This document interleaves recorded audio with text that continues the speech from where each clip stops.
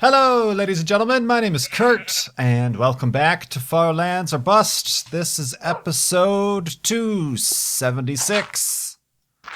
What? How did I get in here? Oh, this is a problem. Excuse me, Wolfie. I need to exit. What would happen if I sat you up and you were to say, "Run out of the way, good sir"? Thank you. Thank you so much for helping me out there. Whoa, hi. You're a sheep. Welcome to the show. Yeah. I don't know. I had the freak out song in my head. Freak out. Dun, dun, dun, dun. Sorry. I have more energy than in the last episode. That way is east, this way is west. So let's continue on our way to the Far Lands. As I mentioned in this episode 276 of Far Lands or Bust. Today is Wednesday, July 31st, 2013. Look at how fast the time passes. Already almost imminent to be August. Summer is going to be on its way out. I'm sure that is grand news for some of you.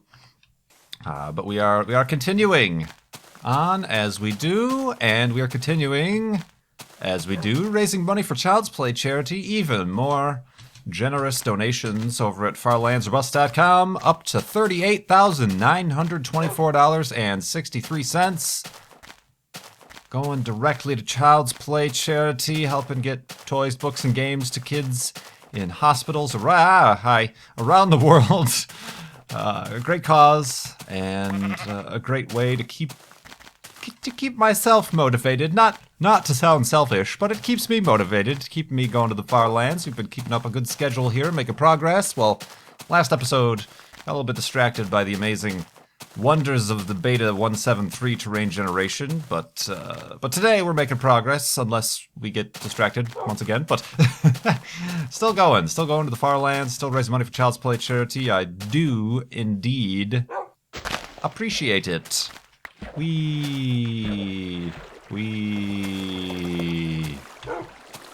Woof. But I do have a particular topic of very interesting interest to discuss in this episode, and it shall take the form of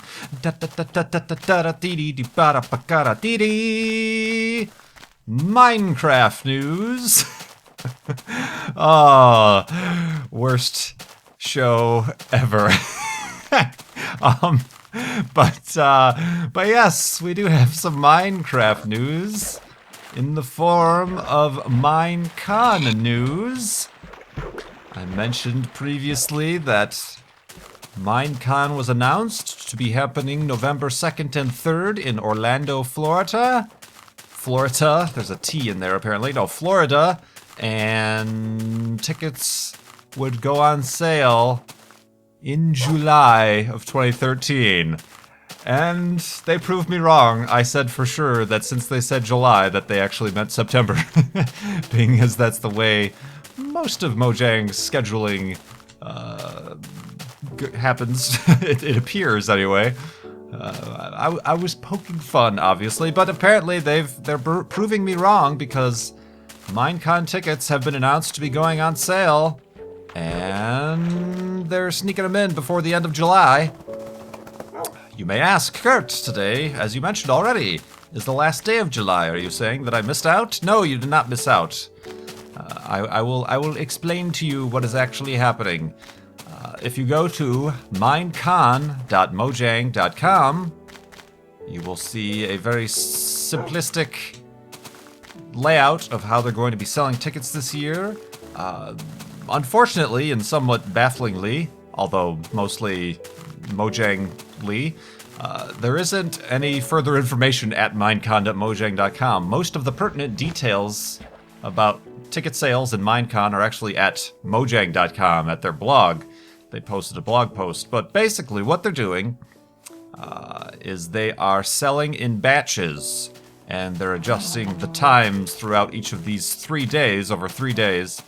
I'm assuming to accommodate people in multiple time zones and multiple areas and multiple availabilities. I know some people might not like at certain times if they were to go on sale and then sell out, and I was at work or I was asleep or whatever. So it seems like they're trying to be accommodating for that, but they will be sold in 3 batches. Each batch equaling 2,500 tickets each. So that means they are selling for this year's MineCon a total of 7,500 tickets. I believe that is the same as last year in MineCon Paris. So we're not looking for any increase in size to the convention, which makes sense. I mean, it's easy to say, oh, that's so small based on all the fans and Minecraft players that we have in the United States, but you have to kind of understand. I think I can give them a little bit of leeway in the fact that Mojang isn't some... They certainly do quite well for themselves, obviously, for all the sales that they do, but they're, they don't have 600 employees, and multiple field offices around the world. It's not like a huge multinational corporation like some of these gaming companies or convention organizers can be, Look at something like BlizzCon. That's a publisher-specific convention, I suppose you could say, and even they don't put it on every year because they I suppose, don't have the resources. But BlizzCon itself is a much bigger company, per se, so they might be able to have a little bit more leeway. But anyway, I diverge. We're talking about... I diverge and I digress. We're talking about MineCon, so these tickets are going to go on sale, and the first sale is going to be today. I'm getting around to recording this episode a little bit late, so I don't know if by the time this video gets up that this will be before or after this round of tickets has already sold. But today, Wednesday, July 31st, they will be starting to go on sale at 7 p.m. Eastern Time. Eastern Daylight Time, United States. That is when they will go on sale. I don't know if I can get lucky. Perhaps when this video goes live will be 7 p.m. Eastern Time. I don't know. I hope before then, but yeah, that's when they'll go on sale today. We'll skip a day, skip the Thursday, and then the next day will be Friday, August 2nd. They will go on sale at 10 a.m. Eastern Daylight Time. And then the day after that, Saturday, August 3rd, they will go on sale at 3 p.m. Eastern Daylight Time. Being a Saturday, assuming people won't be at work that day if they do have a Monday through Friday job or whatever. So those are the 3 days that tickets will be on sale. Like I said, 2,500 tickets per day. And here's the news, the new news that I've been watching the Twitters and whatnot, and some are not particularly pleased with the price of the tickets. Each ticket is for both days. You can't just buy Saturday or Sunday. But each ticket is $150 US dollars, which is it's not cheap. It's not affordable for some, even, I could say. But $150 is that for the weekend. And comparing last year, it was 99 euros, which translated to about 130 US dollars. So the price has gone up. And also keep in mind that last year, even though it didn't feel like it, last year was a 2-day event as well. So it didn't feel like it because we were all kind of held hostage there in Disneyland Paris, and it became kind of a whole weekend event. But yes, the price has gone up. And again, like I said, Minecraft Mojang not being your huge corporation or huge convention-throwing organization, I do know for a fact from inside sources that they do indeed lose money on every MineCon that they have. I mean, that's not really looking for sympathy, I suppose, on their part, but you look at other conventions like your PAX, or other big gaming or etc. conventions, they tend to not make money so much on the ticket sales as they do on selling vendor booths and corporate advertising and sponsorships. So when you think about that, and for those of you who might have seen or been to previous MineCons, you know that there is very little. Like, there was just a single little room of what I would call vendors And I don't believe they charge all that much for vendor booths. It's hard to, when you're surrounding just a specific publisher or MineCon, a specific game, there isn't much chance for having too many vendors and vendor space and sponsor income to come from that. So I could see, indeed, at least in Orlando, how it's much more of an expense. I would have very much expected tickets to be a lot more if it was held in Disneyland. Or Disney World, excuse me. Not held in Disney World, you say, Kurt? How could that be? It's in Orlando. Perhaps I will tell you where it will be taking place in the morning.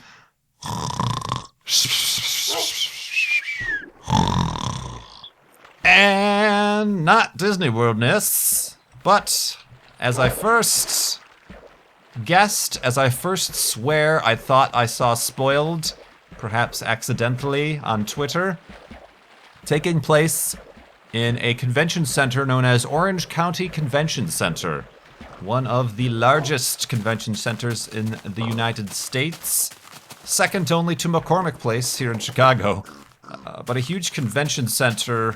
And for those of you who might not be aware, convention centers are basically just gigantic buildings dedicated to holding conventions with, very large space that could be converted for anything. Trade shows, conventions, concerts, these are gigantic buildings.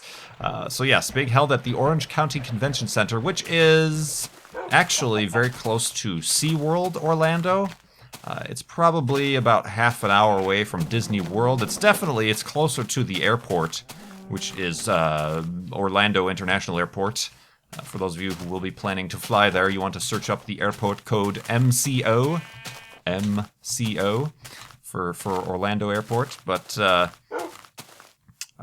yeah, as we thought, that's where it's taking place. So that's decent enough news there. We at least have a narrowed down bullseye as to, yes, it's taking place here. It's taking place November 2nd and 3rd. They don't have a specific schedule yet, but they're saying, like previous MineCons, the official events start about 10 a.m. and go till about 5 p.m., which makes sense.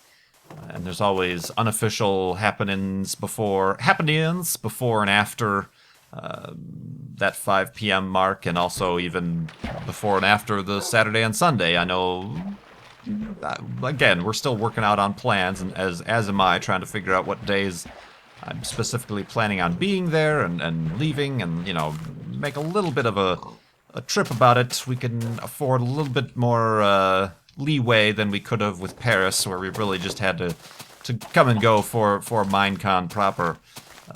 But yeah, looking forward to that. So yes, as I said, tickets going on sale today, Friday, and Saturday.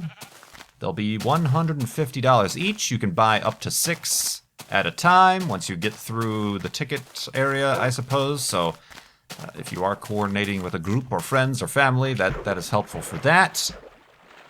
And we will learn more as we get closer to that, about what sort of panels will be going on. You can definitely count on another Mindcrack panel, as it was extremely popular and actually overflowing the room when we had the Mindcrack panel last year, so we'll be looking forward to that. A lot of the Mindcrackers are planning on going, so that's good news. A lot of people I'm going to be meeting in person for the first time. So good times indeed. So there we go. We've been foiled. We've been foiled in our assumption that we would not see MineCon tickets for sale this month. We were foiled indeed. So yes, I will be trying. Just based on the fact that I'm a YouTuber, I don't get any special treatment or anything, nor would I really too much expect any. So I'll be in the same pool of people attempting to get tickets over the next 3 days that they're available, as will a lot of you guys. So I wish everybody good luck, and I hope to hopefully see you all there. Indeed. Let's see here. That wraps up all my notes. Careful, Wolfie. All my notes about MineCon. In other convention news, this weekend actually is VidCon. Happens over in LA. And actually, there's a pretty a decent representation from the Mindcrack and YouTuber gaming community going on over there. We've got, as far as I'm aware, I might be forgetting some people, or I might not have heard some people. As far as I'm aware, Good, Pause, and Generic B are attending VidCon. So if any of you are attending VidCon, you could look forward to seeing them there. I know it's not something they particularly mentioned or advertised as like a fan event. For them, I believe it is more of an industry thing. They're looking to make more contacts with YouTube, the official YouTube people at YouTube, but also other YouTubers and things like that. Other, non maybe Mindcrack, but friends of mine who are also attending. Our LD Shadow Lady is there all the way from the UK. I am Cheeb. Cheeb is attending, as well as Seth Bling also attending. And I think other gamers like Captain Sparkles, I believe Nerdcubed is also going to be there from the UK as well. So a little bit of a nice gaming representation there. I know I've considered it in the past, and some of you have asked, will you go to VidCon, etc.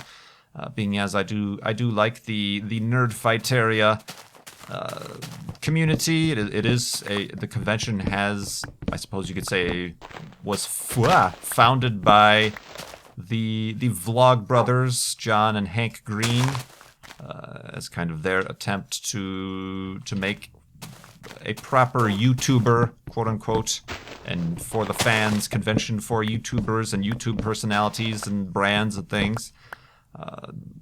I've considered it, I've thought about it, and for that reason I could consider attending, and also for the fact that it is indeed probably in the continental United States. I know the UK and Europe has other things that could be considered meetups or conventions for YouTubers, but in the United States, as the premier YouTuber... Oh, spawner. The premier YouTuber convention, I suppose you could say. Get out of here, tree. That's a zombie spawner. Have a seat. So I've considered it for that reason, but I still personally, because I am not a vlogger... Oh, this is a deep one. I'm not a vlogger, perhaps. I think it feels like that is far more of a... I don't think there's any other ones. That's unfortunate. Oh, I could dig this whole thing out, but that's going to take forever. Is there really going to be anything amazing in any of these chests? If there even is a second chest. Other than that zombie who wants to murder me. Oh, he wants to murder me and he's going to. No, you're not. Nope.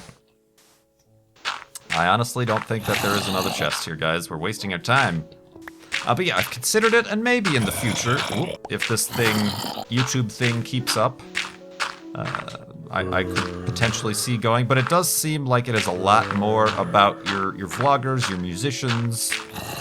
Yeah, they have like concerts and comedy shows and stages and things like that all set up. And I have heard from other folks that it does. For the YouTuber, say like myself, I consider myself, I don't know what you want to, if you want to categorize, I guess a mid-tier YouTuber. Perhaps if you're between, say, 100,000 and, I don't know, 500,000 subscribers, maybe 750,000 subscribers. I could attend that, but I wouldn't necessarily be a feature, I suppose you could say.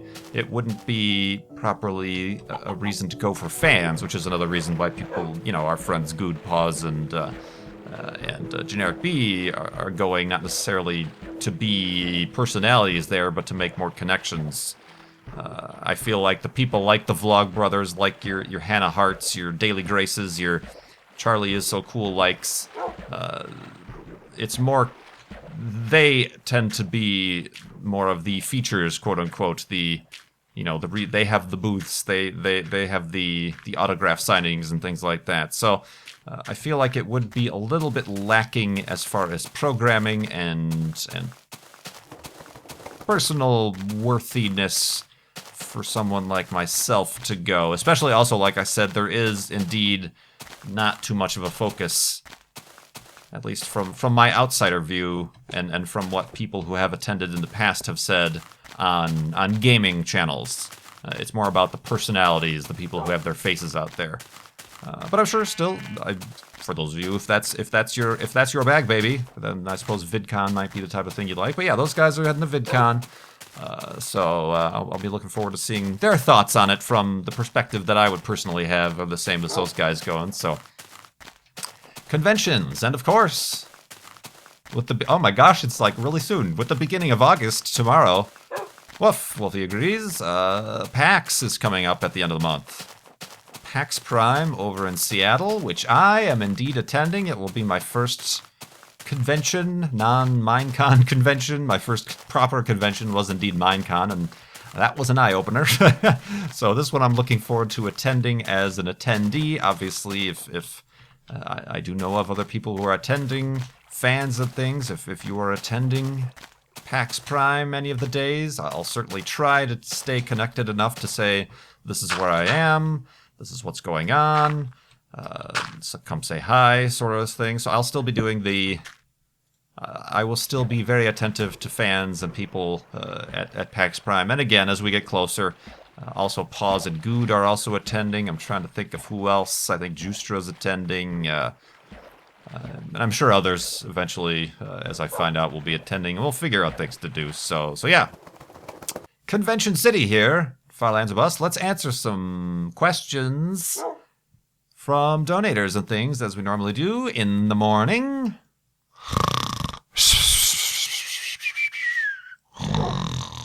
And awakeness. Spelunk. Let's go, Wolfie. Does Wolfie want to come to a convention? Whoa, I hear skeletonus. The skeletons do. Yeah, but she's down there. Nuts to that guy. It's nuts to him. Yeah, okay. This one I have to go through. I mentioned yesterday, in the previous episode, that I got a very generous donation from somebody and a very nice message with their donation. And it was kind of a personal thing, and it did tug at my heartstrings indeed. But it made me, despite my somewhat lethargic voice in the last episode, it's one of those things that reminds me of why I'm doing this, and the fact that it does resonate with a lot of you too, and that it's hard for me to imagine, to put myself in your guys' shoes, but I do appreciate it, and these sort of messages and these things really resound that fact, I guess, if I could use some fancy word that I rarely use on a daily basis. But from a fan, Izzy Vet gave a very generous donation, and I'm going to try to read the message word for word here. I might be better off getting in a boat. I think I'll do that. It'll be easier to concentrate on what I'm doing. It's also a little bit safer, as long as I don't run into Wolfie. So yes, let's do that. Izzy Vet says, "Hi Kurt, I love Flob and your Tomb Raider series." I'll get to Tomb Raider in a second if I have time. Obviously, you might notice that the last episode, the conclusion to that series, is kind of missing. I'll get to that, but she says, "This donation is coming from my late husband's memorial fund. He was killed suddenly on June 8th, only 47 years old. I asked donations to go to Child's Play. He was a fan of Penny Arcade, and he and I are both avid gamers. He also spent almost a year almost a year in the hospital as a teenager. While there, he read a lot of comic books, and he would have benefited greatly from something like Child's Play. Keep up the good work." Well, thank you very much. I mean, that sort of thing still blows me away that somebody would, from a memorial fund. I mean, first of all, I've messaged in private, so Izzy Vet knows that indeed the thoughts, it's very recent and sudden thing like that, I can't even begin to imagine. So she knows the thoughts in that direction, and I'm very awkward when it comes to this sort of stuff, so I apologize. But just the fact that Far Lands or Bust is what was chosen to be for the memorial fund. As you can tell, speechless. I'm very speechless, and I do appreciate And I know that Child's Play charity and all the people that your donation go to help do appreciate the similar thoughts and experience that your husband may have had being in the hospital as a young person, how much it helps to maintain being a kid and being able to have comic books or toys or video games and things like that. So I just wanted to read that aloud because that really honestly caught me off guard and surprised, but in a very good way. And it is indeed, like I've said many times, I don't know how long this YouTube thing is going to last for me. That could continue as a full-time job. That could continue to however meagerly keep a roof over my head and food on my plate as it currently does. But at least, if that's to go away, I know, and you guys can count on that I do want to continue Far Lands or Bust in some capacity and continue to keep the same spirit going of charity, helping people out and raising awareness and just sharing these stories. And I feel like there's a lot of people that I see who are very much of the same similar-minded, whether or not they be other YouTubers, people of the Mindcrack server who have helped me out and helped Child's Play charity out and helped out flob-athons and hold other charity events. Obviously, your MC gamers with Zeldathon and things like that, or even just beyond in the fans, in my peers, who want to help out and see great worth in just doing something that is above and beyond their little bubble of a world, their scope, their, bigger than themselves, I guess you could say. And there is a lot in the media, a lot of negativity in the media, in politics, of the opposite of that, of people who want to, stop helping other people because they would rather help themselves first, or they have to earn it, or, this craziness about cutting funding to certain programs because it doesn't align with the way you think about this or that. It's madness to really, and sort of stuff like this that I get to see. I feel very lucky to be able to see through Child's Play charity, through doing this Far Lands Bust thing. Is I can be a very cynical, perhaps even at times misanthropic person, but this certainly changes that aspect of my attitude towards the world, and that, if anything, is motivation for me to keep on going. So yeah. Sorry, I like I said, I'm very terrible. I'm not very good at expressing feelings such as those. Hi, Wolfie. Are you doing all right for food? Let me feed you something here really quick. So yeah, I'm not good at putting that sort of stuff into words. I hope that all made sense, and I don't mean to get... we're playing a video game where a dog is wearing 3D glasses, and I just fell down 2 blocks onto pixelated grass, and there's pigs with twirly little tails on their butts. So it's all a very, to me, lighthearted and silly thing to be doing, but there is that aspect of it that I would like to keep going. So there we go. End quote. So yes, thank you very much, Izzyvet, and everybody who donates to Child's Play charity or donates to any charity, or like I said, helps out anybody that they can above and beyond for their own benefit. Indeed. Hooray for humans. So, before the sun sets here, which is actually going to be imminent, I suppose. I can't see through the trees here, but there was some cool terrain we kind of passed up there, but I did want to address, Izzyvet mentioned how she likes Flob and my Tomb Raider series. You may notice that Tomb Raider has disappeared once again. Careful, Wolfie. Not because I'm sick of playing it. I've actually completed it. I'm waiting on the last episode. You're waiting on the finale. Problem there is that, for whatever reason, the official Tomb Raider people don't want you to see it. Well, they don't mind that you see it, but they don't want to... they've put a content ID thing on it. And it was really weird. All of the, there's 36 episodes or so. The 37th episode is the finale. Never had a problem directly with Tomb Raider. The few Content ID matches I've had were for like cutscene music, where the music house or whatever owns the copyright to the music was like, ugh. So that's where if you watch that series, I delete the music and overlay the really funny music that I used from Kevin MacLeod. Incomptech.com, just to kind of make fun of the situation.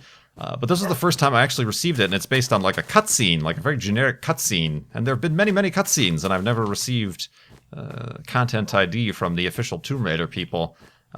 And so, to be funny, I went back and deleted that scene and overlaid it with something really funny. And then there was a Content ID on a previous cutscene in the same episode. And I'm like, what is going on here? So I have in the hopper a dispute on the grounds that it is fair use, because if any of my Tomb Raider episodes is to be fair use, it would be this final one, because I actually give a somewhat coherent and rather summing up of my thoughts and general, what you could call a review, criticism on the game, and why or why not I am not a fan of this current iteration. So if any of my Tomb Raider videos is to be considered legitimate fair use, it would indeed be this one. So I have that dispute in. As you might know, the Content ID system kind of favors those who are making the claim versus those who are trying to defend themselves. So they have something ridiculous like 60 days they could take to let it sit in limbo. And I could technically release it with the Content ID on there, but it's a little bit of a point of pride for me. It's not necessarily about my ability to monetize or not.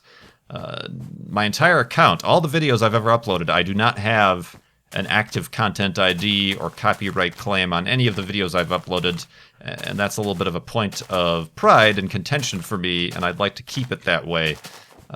Perhaps it's silly, or perhaps it's pointless, sure, but I'd like to keep it that way, and I look forward to keeping it that way. So when that gets resolved, you will see the finale to Tomb Raider. Might be a little bit anticlimactic for all the build-up I'm giving it right now, but have a seat. Thank you. But yes, that explains where Tomb Raider has been for the 5% or so of you who actually watch that series. But anyway, good episode, eh? A lot more energy than the last one. I've had my what is that commercial? Where like get your energy in the morning with cream of wheat or Cocoa Puffs or something. I don't know, but I've had the gluten-free alternative to that energy-giving breakfast food, I suppose. And like I said, if you'd like to continue donating at farlandsbus.com, there is the official Child's Play charity widget on the homepage that you can give. You can learn more about Child's Play Charity at childsplaycharity.org and all the good things they do. There's testimonials and things that let you know how they help people out and kids in hospitals around the world. Good cause. I am looking forward to, speaking of PAX, Penny Arcade Expo.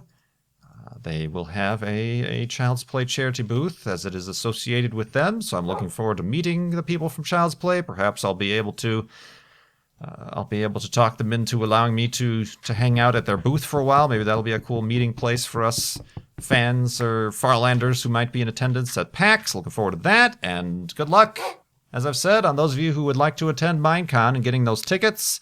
I do look forward to seeing you there at the beginning of November. So, until the next episode of Farlands or Bust, I do very much appreciate it.